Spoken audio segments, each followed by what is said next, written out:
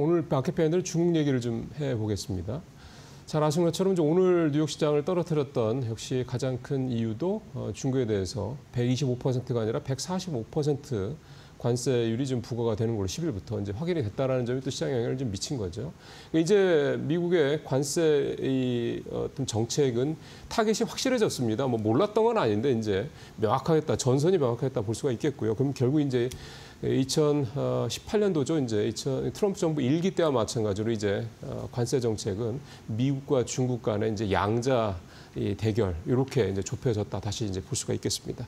의미하는 바도 있고요. 근데 그때와 관세율 자체가 좀 다릅니다. 그래서 이런 부분들에 대한 영향이 그때와는 또 더 다를 수가 있고 또 이게 우리 경제에 미치는 영향도 또 그때와는 다를 수밖에 없습니다. 오늘 이런 부분들을 중국경제금융연구소 전병수 소장님과 함께 말씀을 좀 들어보도록 하겠습니다. 소장님 어서 오십시오. 안녕하십니까. 일단은 오늘 뭐 새벽에 나온 얘기부터 좀 하면 펜타닐 얘기를 하면서 20%를 또 추가해서 145%라고 그러는데 그럼 이게 10일부터 적용된다고 그러면 이미 이제 적용이 되고 있다고 봐야 되겠네요. 그렇죠. 그럼 이제 물건값 쉽게 생각하면 어제 100원이었던 게 이제 150% 가까이 오르는 거니까 이제 250원이 된다는 거 아닙니까? 그렇죠. 이게 중국에서는 아직 요거에 대해서 공식적으로 뭐 어떤 피드백이 나온 건 없더라고요. 예상을 했던 거라고 봐야 되는 겁니까? 중국 입장에서 봤을 때. 그런데 뭐 트럼프의 지금 관세는 표에 지금 나오고 있습니다만은 네. 보면은 이건 뭐 즉흥 관세지 잘 계산된 게 아닌 것 같아요. 그리고 발표한 지 하루 만에 이게 125가 아니라 145다. 아 내부적으로 봤을 때 뭔가 명확하지 않 왔다 갔다 그래서 한다. 이제 내부적으로는 제가 볼 때는 산수를 잘 못하는 백악관 직원. 그리고 이게 USTR하고 백악관하고 미국 상무부가 서로 소통도 안 하고서 이제 숫자를 발표하는 그런 이제 상황이 지금 벌어진 것 같아요. 이건 간단치 않은 문제인데요. 해프닝이라고 보기에는 그러니까요. 그 얼마 전에 트럼프가 그 큰 관세율 표 갖고 와서 상호 관세 발표할 때도 보면 트럼프 대통령이 갖고 나온 관세율 표하고 보도 자료에 낸 거다 숫자가 틀렸다는 거죠. 우리도 25%, 26% 헷갈렸잖아요. 그렇죠. 그래서 이게 산수를 잘 못하는 사람들을 백악관에 대고 뽑은 거 아닌가 그렇게 생각할 수 있는데 문제는 지금 결국은 트럼프 대통령 같은 경우는 처음부터 끝까지 중국을 잡기 위한 전략이 바로 관세 정책이었는데 그렇죠. 그게 전 세계 국가들을 다 들러리로 세웠던 거죠. 그렇죠. 그래서 그렇게 놓고 보면은 뭐 이게 뭐가 확정이 됐다는 게 아니라 원래 그렇게 돼 있었는데 아마 제가 볼 때는 트럼프 대통령이 조금 이제 크게 보이고 싶어하는 공명심 이런 것에 이제 좀 뭐라고 그럴까 뻥을 많이 이제 썼거든. 그래서 뭐 관세율은 제가 볼 때는 125든 145든 85든 이거 50% 넘어가면 수출 품목의 순이익률이 뭐 10% 넘는 게 거의 없을 건데 이건 뭐 수출 중단이죠 당연히. 그렇죠. 해봤자 뭐 이문이 안 남는 거죠. 그렇습니다. 뭐. 그래서 지금의 숫자는 그냥 저것은 기싸움이지 의미 없는 숫자다. 어떻게 보면 소장님이 요 말씀이 딱 한마디로 집약이 되는 것 같습니다. 기싸움이다. 숫자와 관련해서는 더 이상 뭐 145%나 뭐 여기서 이제 또 추가로 보복 관세한다고 200% 넘을 수도 있고, 근데 별 의미가 없다. 그러니까 지금 이게 한 50%가 넘어가기 시작하면서 그때부터는 이제 수치는 별 의미가 없다 이 말씀이신 거죠? 네, 그렇죠. 예. 자 그렇다면 이제 기싸움이라는 말씀도 하셨고, 이제 누가 이길 것이냐 이제 이 얘기를 할 수밖에 없는 건데 지금 말씀한 걸 보면 저 같은 사람, 그러니까 저같이 그냥 일반적인 사람들이 딱 듣더라도 중국은 되게 차분하고 그다음에 함부로 막 이렇게 나대지 않고 그러니까 감정적이지 않다는 얘기죠. 근데 미국은 말씀하신 대로 일단 좀 감정적인 것들이 많이 느껴지고 또 하나는 좀 전에 지적하셨던 대로 백악관과 USTR과 상무부가 서로 다 엇박자가 있다는 것도 보인다. 이렇게 간다 그러면은 우리가 뭐 백전 백문에 준비를 하면 이렇게 항상 이긴다는 그런 이제 손자병법의 말이 있는 것처럼 이런 식으로 하면 중국이 이 판에서 오히려 승기를 잡는 게 아니냐 이런 생각도 좀 드네요. 그래서 이제 뭐 무역 전쟁은 이건 상대를 100명 죽이려면 나도 7, 80명 죽어야 되는 전쟁이에요. 미중이 거죠. 이미 너무 경제적으로 밀접해 있기 때문에 예를 들면 올마트에서 파는 물건의 60%가 메이드 인 차이나예요. 네. 그래서 145% 보복관세 때리면 아마도 이제 당장은 중국이 미국으로 수출하는 게 한 3.2배, 뭐 미국이 중국으로 수출하는 것에 2배이기 때문에 타격이 커요. 네. 근데 만약에 월마트의 재고가 다 동의나는 한 달 뒤, 석 달 뒤는 어떻게 될 거냐. 그렇게 되면 이것은 이제 뭐 중국 잡기 전에 미국의 소비자를 먼저 잡는 그런 불상사가 생길 수 있죠. 네. 그래서 그렇게 보면은 이것은 뭐 완전한 승리라는 건 없는 서로가 이제 상처만 크게 남는 전쟁. 이제 그럴 가능성이 있고 제가 볼 때는 트럼프 대통령이 그렇게 뭐 어리석은 사람이 아니기 때문에 작전이 있는 것이고 이것은 무역으로 시비를 거는 것이지 이걸로 중국을 자초시킬 수 있다 이렇게 보는 건 아닌 것 같아요. 그래서 지금 제가 볼 때는 145% 나온 이걸로서 이제 관세 정쟁 끝이고 다음 전쟁으로 넘어간다. 그래서 그것은 이제 무역으로 시비 걸고 기술로 목을 졸아서 돈 털어가는 것이 이제 뭐 미국의 진짜 전략이죠. 그래서 제가 볼 때는 아마 이번 뭐 누가 이겼냐 하는 것은 먼저 울면 지는 거고 그렇죠. 먼저 이제 화내면 지는 건데 지금은 제가 볼 때는 미중은 누가 먼저 전화하냐, 먼저 전화하는 사람이 지는 거죠. 근데 지금 오늘 새벽에 나온 외신을 보면 트럼프가 중국이 협상을 했으면 좋겠어, 뭐 이런 식으로 자꾸 톤 다운되는 듯한 느낌도 뭐 그렇죠. 들어요. 근데 이제 전화는 안 하죠. 그렇죠, 전화는 안 하죠. 그래서 전화하는 사람이 지는 건데 제가 볼 때 이미 그것보다는 아마도 물밑에서는 새로운 협상을 할 것 같아요. 지금 이거 철회를 한다고 그러면 어떤 조건에서 철회하면은 이제 받아줄 수 있냐. 또 반대로 이제 중국의 입장에서는 그런 미국한테 이제 뭘 요구할래? 그것에 이제 협상의 어떤 물밑 작업이 진행되는 걸로 봐야 될 것 같고 네. 지금 중국은 왜 그러면 이제 바로 반전의 카드를 안 쓰냐 하는 것은 아까 말씀하신 것처럼 뭐 84%를 때리든 120%를 때리든 어차피 이건 무역 안 된다고 보기 때문에 더 이상 입 다물고 있는데 이것을 이제 얘기를 안 하는 것이 이제는 더 이상 이제 불리하지 않다고 보는 거죠. 그렇죠. 그리고 아마 오늘 만약에 중국이 미국이 51%를 더 때렸으면 우리도 지금 104%에서 25% 더 때려가지고 우리도 이제 140%를 마친다. 뭐 이렇게 나올 수도 있어요. 그러나 그것은 뭐 큰 의미는 없을 것 같고 아마 넥스트 역시 약간 블러핑일 가능성이 있다. 그렇죠. 그래서 넥스트 스테이지는 아마도 이제 금융전쟁으로 갈 것 같아요.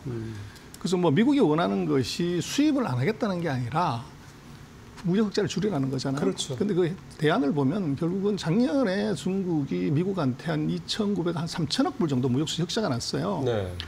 그래서 제가 볼 때는 어차피 140%, 145% 맞으면 수출 안 되는 거기 때문에 그런 무역 수지 흑자가 0이 되죠. 네. 근데 중국은 그러면 3천억 불 작년에 흑자 난 것만큼 더 사줄게. 뭔가를 사주면 된다. 그렇죠. 그게 2020년도였나요? 그렇죠. 그때 합의할 때가 고내용이 2021년에 그랬죠. 예. 그래서 이번에 조금 더 써가지고 3천억 쓰면은 트럼프는 면이 생기고 네. 중국은 어차피 수출 안 될 거를 이게 수출을 하게 되면 그 대신 이제 중국이 지금 필요한 게 에너지하고 이제 곡물, 그렇죠. 농업품인데 그거 중국에서 사면 되죠. 예, 뭐 미국이 팔 게 별거 없지 않습니까? 그렇습니다. 그렇게 되면 중국은 크게 손해 보는 것이었고 트럼프는 이제 면을 확실하게 세우는 거죠.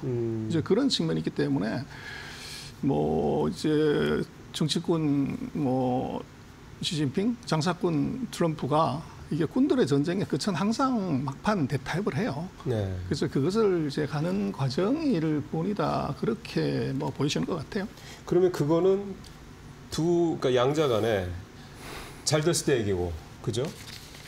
좀 전에 말씀하셨던 금융 전쟁이 2라운드가 될 수도 있다라는 거는 조금 이제 이 미중 간의 상황이 이제 힘겨루기가 이제 안 좋은 쪽으로 간다라는 게 돼야 될 것 같은데. 그렇습니다. 이 금융 전쟁이라는 거는 우리 같은 사람들이 봤을 때는 뭐가 금융 전쟁이 되는 거야라고 보면 됩니까? 그 지금 트럼프는 뭐 무역 흑자가 얼마나 하냐 그거는 이제 눈도 깜짝 안 하지만 주가가 12% 폭락하면 바로 이제 전략 바꾸는 거죠.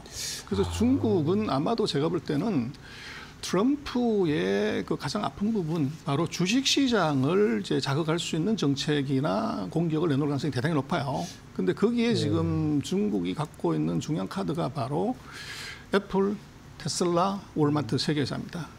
그래서 애플 같은 경우는 전체 95%를 중국에서 만들고 테슬라도 40%를 중국에서 만들어요. 월마트는 60% 이상을 중국에서 수입을 합니다. 예. 근데 뭐 당장 우리도 그렇지만 삼성전자 주가 떨어지면 시장이 다 이제 엉망이 되는데 뭐 우리만 해도 삼성전자 그렇게 된다 그러면 나라 경제가 그렇죠. 뭐 이런 얘기 나오니까요. 근데 이제 미국의 삼성전자가 바로 애플이죠. 시가총액 1등, 세계 시총 1등인데 이게 만약에 매출액이 95% 줄어들 가능성이 있다고 그러면 나스닥 어떻게 될 거냐? 이미 우리가 한번 맛을 본 거 아닙니까 최근에? 그래서 아직은 이제 애플에 대해서는 구체적인 언급은 한 적이 없죠. 예. 근데 그걸 구체적으로 언급했다고 그러는 순간에 이제 나스닥은 완전히 다른 부분을 발생하고 거기다 플러스해서 네. 테슬라도 제재하겠다. 그렇죠. 그렇게 됐을 때 이거 시장이 주는 충격은 무지 크죠. 그래서 중국은 이제 그런 카드를 이제 뭐 미국이 더 세게 나오면 쓸 가능성이 있어요. 있는데 그것을 예. 이제 미국 정부가 과연 받을 수가 있나요? 지금 같은 상황에서. 네. 그래서 뭐 관세율을 올리고 내리는 건 행정명령 할 수 있지만 주가를 오르고 내리는 것은 그건 트럼프의 소관이 아니에요. 그렇죠. 또 하나가 저는 금융전쟁 말씀을 하시길래 저도 미국의 10년물이 이렇게까지 등락을 하는 거는 처음 봤거든요. 이번에 뭐 전에도 있었는지는 모르지만 제가 이제 기억이 이번에는 뭐 확실하게 목도를 했으니까 저도. 그래서 그 일각에는 그 이면에 중국이 이제 국채를 이제 중국이 이제 미국 국채를 전 세계에서 두 번째로 많이 갖고 있는 나라인데 그래서 그 미국의 국채를 좀 판 게 아니냐 뭐 이런 식의 얘기들도 나오는데 그 가능성은 어떻게 보세요? 그 가능성은 별로 없어 보이고요. 그거 얘기를 많이 하는데 지금 이번에 국채금리 폭등은 그건 수급상에서 이제 손절매를 한 것 때문에 튀어나온 것이지 중국이 팔아서 그랬다 그런 증거는 일단 없고요. 그리고 이제 중국이 갖고 있는 국채가 말씀하신 한 7,600억 정도가 세계에서 한 두 번, 세 번째로 높기는 한데 네. 중국이 가진 그 국채가 외국인이 보유한 국채의 9%밖에 안 됩니다. 그래서 전체 이제 국채가 대략 8조 얼마 정도 되는데 중국이 7조 6천억인가를 갖고 있기 때문에 그걸 홀랑 다 판다고 하더라도 그 충격은 사실은 크지가 않고 네. 또 이제 그렇게 파는 건 좋은데 그럼 가격이 폭락하면은 미국 금융시장이나 채권시장에 영향을 주지만 그럼 중국이 자기가 보유한 7,600원 어떻게 되냐. 같이 박살이 나는 거죠. 박살이 나는 거죠. 그거는 사실은. 예. 그리고 그것은 이제 찻잔 속의 태풍 또는 이제 한강에 돌덩이 하나 던지는 정도의 이펙트밖에 없어요. 그리고 이거는 중국이 그걸 쓸 수 있다는 카드로 월스트리트를 계속적으로 이제 압박을 하는 카드로서는 굉장히 좋은 카드죠. 그러니까 이제 심리적으로 압박하기 딱 좋은 거군요. 그래서 뭐 패라는 거 갖고 쓸 때 패지 까면 그건 이제 의미가 없거든요. 그렇죠. 그래서 중국은 그 패를 빨리 깔 이유도 별로 없고 그리고 지금까지 중국은 최근 3년 동안 계속 그 국채를 팔았지 예. 이게 더 증가시킨 적이 없어요. 그렇죠. 근데 지금 뭐 얼마를 조금 더 판다고 한들 그게 그 추세에서 뭐 절반을 팔았다 이런 문제가 되지만 그럴 가능성은 없어 보입니다. 지금까지 말씀을 들어보면 왠지 이 힘겨루기에는 특히 이번에는 중국이 미국보다 더 왠지 우위에 있지 않냐라는 생각이 좀 들 그런 일테면 이제 근거들인데요. 이렇게 된다 그러면 좀 전에 이제 말씀하셨던 결국은 이제 두 이제 우두머리들이 타협 쪽으로 갈 거다라는 쪽에 조금 더 무게가 실린다는 말씀이 될 수밖에 없고 왜냐하면 특히 금융정책으로 가서 양쪽 둘 다 그러니까 두 나라가 득들 게 사실 별로 없어 보이네요. 저 같은 사람이 봤을 때도 그렇다고 그러면 두 나라가 타협을 한다라는 쪽으로 시나리오를 우리가 좀 포커스를 좀 맞춰본다고 그러면 결국 중요한 건 이제 우리나라가 될 거라는 생각이 좀 들거든요. 왜냐하면 반도체도 그렇고 2차 전지도 그렇고 뭐 심지어 조선도 그렇고 뭐 웬만한 우리 쪽의 주력 산업들 같은 경우 미중 간의 갈등이 격화되면 우리가 반사이익을 얻을 것이라는 이게 계속 좀 밑에 깔려 있거든요. 우리가 이렇게 되면은 반사이익을 얻는다라는 기대감을 좀 낮춰야 되는 거 아닙니까? 정말 그러면 좋긴 한데 제가 볼 때는 미중 전쟁의 최대 피해자는 대한민국이 될 가능성이 커요. 그래서 외국인이 지금 거의 뭐 1년 가까이 계속 파는 이유는 뭐 여러 가지 이유가 있지만 제가 볼 때는 미중 전쟁의 닭이 될 수 있는 이제 서로가 때릴 수 있는 아주 나쁜 스탠스가 한국인 것 같아요. 그래서 미국하고 저거 전쟁을 하게 되면 일단 우리도 뭐 무관세로 FTA를 해가지고 관세 안 내다가 지금 20몇% 내게 되잖아요. 일단은 뭐 10%를 일단 뭐 90일 유예가 되긴 했지만 그렇죠. 일단 10%고요. 그래서 이게 없던 이제 가격 상승 요인이 그렇죠. 나오면 이제 수출이 타격받을 수 있고 우리가 굉장히 치명적인 것은 미중의 전쟁이 이게 자원 전쟁으로 가면 한국에 아주 치명될 수 있어요. 그래서 중국이 지금 미국이 저렇게 압박하는 데 대해서 아까 말씀드렸던 그런 이제 인질 3명의 세계 기업이 있지만 그 플러스에서 히토리 금속을 전 세계의 뭐 60% 이상을 중국이 장악하고 있기 때문에 이걸 이제 제재를 하는데 미국을 바로 때리기 어려우면 반도체하고 배터리에 들어가는 소재를 이걸 한국에 안 팔면 어떻게 되냐. 왜냐하면 결국 한국에서 만든 게 미국으로 갈 게 빤하니. 그렇죠. 그래서 지금 배터리 같은 경우는 미국은 뭐 2차 대전 이후에 전 세계 모든 신기술, 신제품은 미국에서 나왔지만 배터리는 미국이 없어요. 그렇죠. 그래서 우리를 통해서 갖고 가는 게 가장 중요한데 우리는 예를 들어서 배터리의 음극재 같은 흑연 같은 경우는 거의 90% 이상이 이제 중국이 장악하고 있기 때문에 중국에는 현재로서는 대안이 없어요. 그렇게 보면 미중의 전쟁에서 반도체나 배터리에 들어가는 소재를 중국이 통제를 했을 때 거기 최대 피해자가 한국이 될 수 있고 우리가 지금 미국의 무역 흑자가 제일 크지만 그 무역 흑자가 이게 사상 누각이 될 위험이 있는 거죠. 이게 참 그렇습니다. 이게 우리가 소위 말하는 이제 배터리만 놓고 보더라도 그 밸류체인상 일단 광물부터 시작해서 최종 이제 소비 배터리까지 이 과정에서 우리가 사와서 만들어서 그거는 참 잘하는데 결국은 항상 기승전 원재료 같아요. 이게 비단 뭐 배터리 쪽만 아니라 반도체도 그렇고 등등등. 그렇습니다. 이게 이렇다 보니까 우리로서는 지금 예. 중국이라 부르면 안 되고 중동이라 불러야 될 것 같아요. 중동. 우리 석유 안 나오면 아무것도 안 되잖아요. 근데 지금 중국은 한국의 시장이라기보다는 원자재를 조달하는 지역으로 굉장히 중요해졌고 네. 그래서 이제는 우리가 중국을 다루고 관리하는 방식을 중동에서 우리가 석유 수입하는 것처럼 예. 그렇게 관리하는 것이 바꿔야 되죠. 그래서 그게 이제 우리로서는 이제 생각을 바꿔야 되는데 그걸 뭐 예전과 같은 생각으로 계속 하다 보니까 대중국 전략에 대해서 이제 솔루션이 제대로 안 나오는 거죠. 사실 좀 이게 그래서 좀 걱정스러운 부분이 이 부분인데요. 좀 저도 좀 준비를 좀 하다 보니까 1기 때 2019년도에 그때 이제 관세율 25% 적용할 때인데 그때 대중 수출이 우리가 16%가 줄어든 것으로 집계가 됐습니다. 그러면 지금 이제 관세율이 물론 앞서 이제 수치상으로 이제 145%가 무의미하다고 말씀하셨지만 어쨌든 50%는 확 됐으니까 50%로만 놓고 보더라도 그게 실질적으로 이제 중국의 미국 수출을 거의 뭐 차단하는 거라고 말씀하셨으니 50%만 놓고 보더라도 2019년도에 비해서 지금 관세율이 2배가 넘는다는 걸 말해요. 그 당시에 16%가 우리가 중국 수출이 줄었는데 우리가 이제 중국에 이제 중간재 수출을 많이 하니까 이번에 이렇게 되면 이게 조금 이제 길어진다고 그랬을 경우 우리 수출은 그냥 단순하게는 32% 줄어든다는 얘기인데 이럴 것 같지는 않지만 굉장히 타격이 클 것 같은데요. 예. 그게 이제 뭐 미국한테서 받는 게 25%에서 145%면 저 대미 수출이 중단된다 이렇게 볼 수 있는데 문제는 이제 우리가 중국하고의 관계에서 우리가 대중국 수출이 과거에 비해서 확 줄었어요. 우리도 참 줄었군요. 그렇죠. 비중이. 그리고 이제 제일 중요한 것은 네. 수출의 양이 줄었냐 늘냐 이게 중요한 게 아니고 무역 수지 흑자를 봐야 돼요. 그렇죠. 근데 우리는 지금 2023년 4년 2년 연속으로 중국한테서 적자를 보고 있어요. 그렇죠. 그래서 지금 우리로 봐서는 뭐 수출이 얼마나 줄었냐 늘었냐 그게 아니라 무역 수지 적자가 흑자로 전환할 수 있냐 하는 거 요거에 포커스하는 게 맞고 예. 지금 2019년 같은 경우는 2018년에 우리가 그 중국으로 수출했는 게 1,621억 불인데 네. 2019년에 1,362억 불로 259억 달러가 줄었어요. 그게 16% 준 겁니다. 네. 그런데 이미 우리는 중국과의 관계나 뭐 경쟁력 약화 때문에 2024년에 우리가 중국에 1,558억 수출한 게 최근 4년 중에 가장 많이 한 거예요. 근데 작년에 우리가 1,380억을 해가지고 이미 228억이 줄었어요. 그래서 줄고 있다는 얘기다. 2019년에 줄었던 것만큼의 거의 그 정도 금액이 이미 최근 2년간 줄어 있습니다. 그래서 제가 볼 때는 뭐 저 새로운 전쟁이 벌어져서 우리한테 타격은 분명히 있지만 추가적으로 말씀하신 16%가 아니라 30몇% 준다 이럴 가능성은 없어요. 이미 줄어버렸기 때문에. 그리고 우리로서는 이제는 어마운트보다가는 이제 수익성이 있는 수출을 얼마를 하냐. 뭐 수출이 20% 는들 무역 수지 적자가 나버리면 그건 아무 의미가 없기 때문에. 그런 거죠. 그래서 한국의 영향은 과거와 같은 정도로 볼 필요는 없다.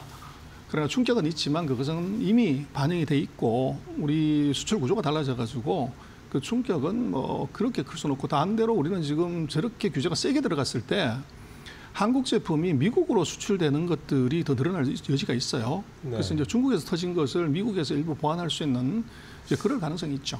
상대적으로 이제 그러니까 중국의 수출이 좀 줄어드는 부분을 미국 쪽에서 더 늘릴 수 있다. 뭐 사실 그게 일종의 반사이익이 될 것 같은데 앞서 말씀드린 배터리 같은 경우만 예로 놓고 본다 그러면 반도체 사실은 주요 그 소재들 같은 경우 중국에서 가져오는 게 많고 하니까 웨이퍼도 그렇고 이렇게 된다고 그러면 어쨌든 중국과 미국 간의 이 갈등 관계가 오래될수록 결코 우리한테 좋을 건 없다 이렇게 봐야 되고요. 우리는 어쨌든 이게 원자재 사다가 뭐 미국에다 파는 구조기 때문에 이게 길어지면 뭐 당연히 네거티브하죠.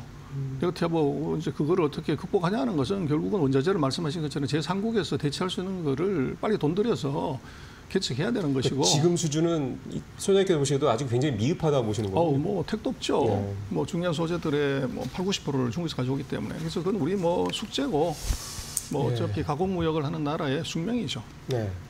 오늘 마지막 질문은 좀 환율 얘기를 좀 하면서 마무리를 해야 될 것 같습니다. 지금 우리 원달러 환율이 1,450원 떨어졌어도 이 정도고요. 얼마 전에 불과 2, 3일 전에는 뭐 1,500원 다 갈 정도로 급등을 했었기도 했었고요. 이제 이런 원인 중에 하나가 이제 위안화 관련된 부분들이 좀 있어서 위안화가 지난번에 달러당 7.2 위안이었나요? 그게 절하를 한 거였죠. 6.2에서 7.2로 절하를 했고요. 네. 지금 이제 우리 뭐 위안화 절하 때문에 우리도 환율이 그러면 확 높아지는 거 아니냐 그러는데 제가 볼 때는 그거는 아닌 것 같고요.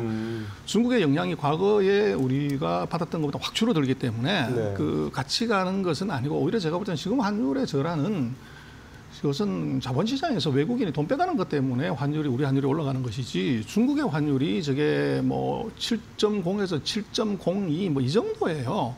그 금액이 얼마 되지 않습니다.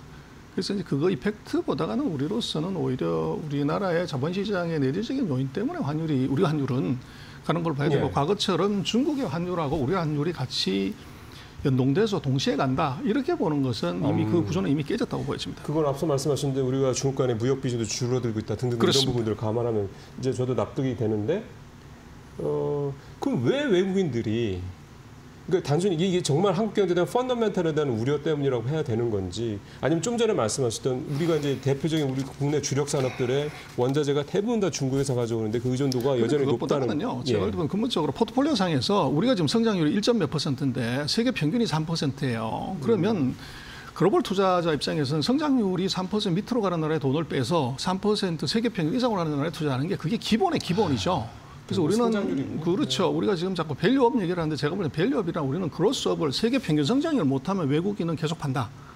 이건 뭐 기본일 것 같고 그리고 이제 외국인이 또 빠른 펀더멘털 측면 하나는 미국과 중국이 전쟁을 했을 때 미국에서는 우리가 수출이 줄어들 가능성, 중국으로부터는 원자재를 구독할 수 없는 가능성, 그래서 양박으로 다 터지는 그런 불상사가 한국에서 일어날 수 있기 때문에 앞서 말씀하신 딱 그 포인트군요. 그렇죠. 그래서 외국인들이 뭐 1년 내내 지속적으로 파는 것은 이유 있다. 뭐 그렇게 볼 수 있을 것 같습니다. 예. 여러분께서 좀 저와 같이 좀 소장님 말씀을 들으셨습니다만 외국인들이 좀 지속적인 매도가 이제 그냥 단순하게 한국 경제에 대한 펀더멘탈적인 특히 이제 작년 이제 가을부터 삼성전자에 대한 외국인들의 순매도를 가지고 이제 삼성전자의 경쟁력 약화, 이게 결국은 대한민국 경제의 경쟁력 약화 이렇게 좀 해석을 했던 부분들이 있는데요.